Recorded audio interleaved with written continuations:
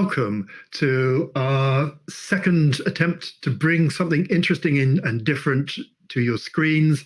Today we're going to tackle push notifications, which are both really, really small and also so prevalent and frequent and in your face all the time that they are a real bugbear for many, many people.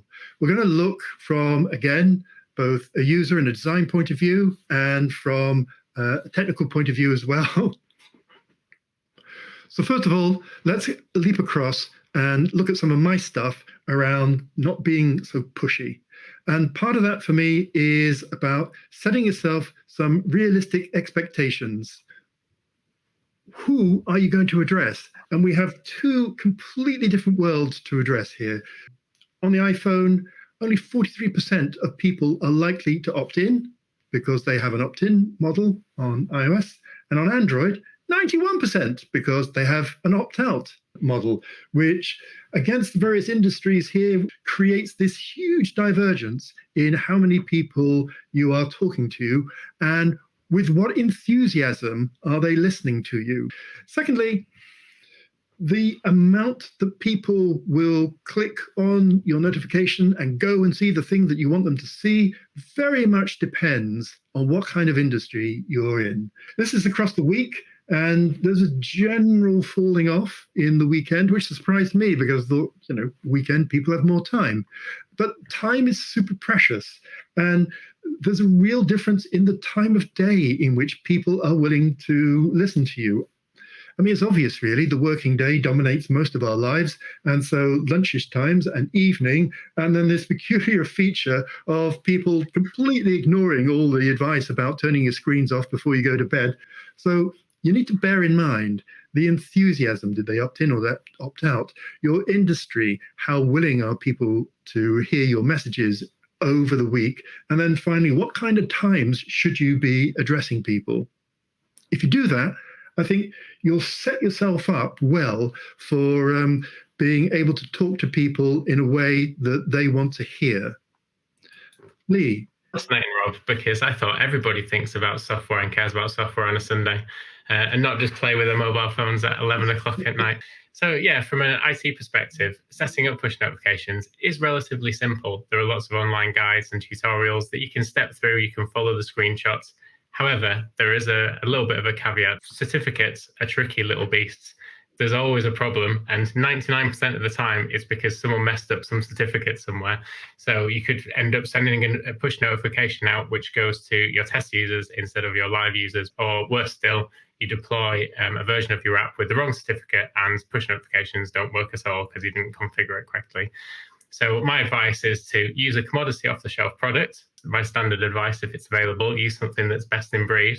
But instead of just following all their instructions manually, if you can automate that, then there's less prone to error. So, when you release a new version of the app, if you need to regenerate your push notification certificates, there's quite a lot of complexity in there. If you can automate that as part of your CI/CD pipeline or your automated process, even better, because there's less things that can go wrong. We've all seen half of us that have Androids that saw the test notification from Airbnb, which was literally the word test. That's probably great marketing because everybody's heard about it. It's on any social media channel, not just Android users. However, do not use that as part of a marketing strategy for push notifications. So the other part is the ongoing support of it. There are users that deregister and say that they don't want to have push notifications sent to them. You should be deregister them correctly so that you're not sending them notification that never received and they might incur some costs. So making sure that you data cleansing your push notification registrations is important as well. And that you test them. Make sure the things work in a sandbox environment before you go out to live. Don't just try and test things in live because it's easier, because you're not having to set up duplications of push notification certificates. There's lots of good hygiene and best practice. And ideally, you don't want to be figuring that out as you're going along and making mistakes with your users, because it's not a good idea. It's really not a good idea because you've got the power to speak directly to people's pockets, puts on you a lot of responsibility to do it right. Number of simple, straightforward mistakes is, I've listed 7 here. I could have gone on and on and on and on. Classic ones are, first of all, being too forward. asking permission to send you notifications right up front before they've actually even done anything with you, whilst they're onboarding. Let them on board, let them experience you, let them get to like you, let them see the value of what you can do, and then ask them. Also, classically, asking without explaining why. Swamping, of course, with too many notifications is an evergreen mistake, and being irrelevant and its close cousin being unsegmented, just treating this like broadcast news is ridiculous. You can speak to a person's pocket, group those pockets to similar people and speak to them in a more intimate way, making it hard to turn notifications off. I recently addressed my notifications in a very popular social media platform, the biggest one in the world. And the number of notifications I had to decide was about 20 long or something. That was a different kind of hard. At least I could find it. But, maddening. Sending notifications at unactionable times. People are at work. They're not going to be able to do very much. And then finally, using text only. There's so much more that technically you can do with notifications. You really need to use and exploit the full flavor and richness that's available to you. Notifications easily become spam, and what people think of as spam can be surprisingly different. So in this graph, customers are in blue. This is what customers think are spam, and companies. So companies are very cognizant of the fact that sending too many notifications is a bit spammy, maybe because they're a bit guilty of it. Customers are actually slightly more tolerant, but equally not. But here you can see customers are much more sensitive in their thinking about badly timed notifications, whereas companies in this survey were almost oblivious to that being a significant problem. Likewise, companies were almost oblivious to the idea that the important things that they have to say might not be important things for your customers to listen to. The clickbait is always a problem because everyone hates clickbait, but it's tempting. It's tempting. Disabling push notifications. This one is on a daily frequency. There are other graphs around weekly frequency. Again, it depends on your industry, how tolerant people are to hearing your message. Media, blogging, and e-commerce get a little bit of a free ride. You really have to abuse your position and deluge them with notifications for them to start turning off at a high rate, whereas other industries are much more vulnerable to being switched off if you bug people too often. Pushing well is a bit of a science. First of all, surprisingly, there's a significant minority of people who don't think that notifications are useful. They don't like them. In this graph, it was a multiple choice, which is why they don't add up to 100. But only 57% of people said that they like them, and half of them said, actually, only if I choose actively who sends it to me. But a significant minority, nearly half, aren't really that keen. Social media and news information sites are blessed with having a much greater tolerance to being messaged than other industries. Retail and shopping comes a poor third best in all of this. So here's a quick dozen tips on some of that best practice. There's loads of great information around, but this, for me at least, is the most important. Number one, you're reaching in people's pockets, so personalize it. Demographics, geographics, psychographics, so demographics, age and gender and language, geographics, obviously where you live, psychographics, the kind of lifestyle and belief kind of system. So tailoring your people, personalizing it by those important kinds of bits of information is going to be so important. And if you can't do that, you need to question the value of bothering all of your customers, at least with any kind of large frequency. Choose clear value messages. Don't try and be super clever. Don't be cryptic. There are one or two instances who can get away with it, but they tend to be quite niche. Measure your success and measure your failure. So yes, your click-through rates are really important to notice, but also your uninstalls and your disabling of notifications are equally important. You need to be able to see how people are reacting positively or negatively against what you're saying. Real-time information is the best information. If it's an evergreen piece of information, it doesn't have to bother and distract somebody by alerting them in their pocket. I like that, flipping it around on its head, Rob. Instead of saying, oh, you've just plugged in your EV, when you've literally just plugged in and it's charging at 8 o'clock every day, tell them at 8 o'clock if it's not plugged in or it's not charging by exception. Yes, absolutely.